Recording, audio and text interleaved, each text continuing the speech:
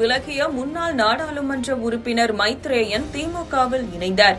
தொடர்ந்து அடுத்தடுத்து பல முக்கிய தலைவர்கள் அதிமுகவிலிருந்து விலகி திமுகவில் இணைந்து வரும் சம்பவம் அரசியல் களத்தில் பரபரப்பை ஏற்படுத்தியது மட்டுமின்றி அதிமுக தலைமைக்கு அதிர்ச்சியை கொடுத்துள்ளது. யார் இந்த மைத்ரேயன்? விரிவாக பார்க்கலாம்.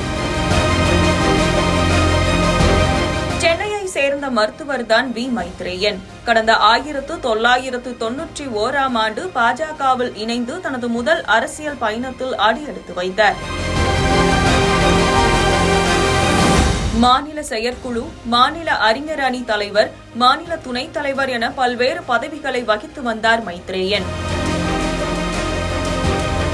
பின்னர் 1999ஆம் ஆண்டு பாஜகவிலிருந்து விலகி வந்த மைத்ரேயன் மறைந்த முன்னாள் முதலமைச்சர் ஜெயலலிதா முன்னிலையில் அதிமுகவில் இணைந்தார். அப்போது ஜெயலலிதாவின் நம்பிக்கைக்குரியவர்களில் ஒருவராக அறியப்பட்டவர் மைத்ரேயன். இதனையடுத்து 2002ஆம் ஆண்டு அதிமுக சார்பில் அவருக்கு மாநிலங்களவை உறுப்பினராக நியமிக்கப்பட்டார். தொடர்ந்து 3 முறை எம்பியாக இருந்தார். பின்னர் ஜெயலலிதாவின் மறைவுக்கு பின் அதிமுக இரண்டாக பிளவுபட்ட போது முன்னாள் முதலமைச்சர் ஓ. பன்னீர்செல்வத்தின் ஆதரவாளராக அறியப்பட்டார். எடப்பாடி பழனிசாமி அணியினருடன் மோதல் போக்கை கடைபிடித்து வந்ததால் மைத்ரேயன் கட்சியிலிருந்து நீக்கப்பட்டார். இதனையடுத்து பாஜகவில் இணைந்தார் மைத்ரேயன். பாஜகவில் முக்கிய பொறுப்புகள் கிடைக்கும் என்று எதிர்பார்த்து காத்திருந்த மைத்ரேயனுக்கு எதிர்பார்த்த அளவு பொறுப்புகளோ பதவியோ கிடைக்கவில்லை. இதனால் பாஜக மீது அதிருப்தியில் இருந்து வந்த மைத்ரேயன் மீண்டும் அதிமுகவில் இணைந்தார்.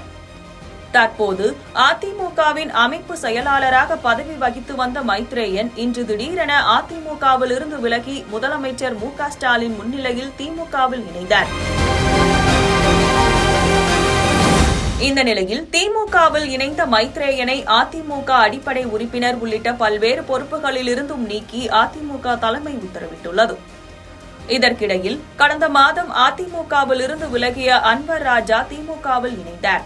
அதேபோல அதிமுகவை சேர்ந்த முன்னாள் எம்எல்ஏ கார்த்திக், தொண்டைமான் உள்ளிட்டோர் அண்மையில் திமுகவில் இணைந்தனர். இப்படி தொடர்ந்து பல முக்கிய தலைவர்கள் அதிமுகவில் இருந்து விலகி திமுகவில் இணைந்து வரும் சம்பவம் அரசியல் களத்தில் பரபரப்பை ஏற்படுத்தியுள்ளது.